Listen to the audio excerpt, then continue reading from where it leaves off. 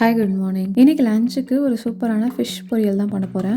நான் இன்னைக்கு safe கேட்சோட tuna fish தான் எடுத்திருக்கேன். ஒரு கேனில் 26 கிராம் ப்ரோட்டீன் இருக்குது. எந்த ப்ரிசர்வேட்டிவும் கிடையாது. Lowest mercury level. சால்ட் மட்டும்தான் இதில் ஆட் பண்ணியிருக்காங்க. பேனில் கொஞ்சமாக ஆயில் சேர்த்துக்கிறேன். கடுகு, கருவேப்பிலை, பச்சை மிளகாய், ஃபைனாக சாப் பண்ண ஆனியன் ஆட் பண்ணி நல்லா வதக்கிக்கோங்க.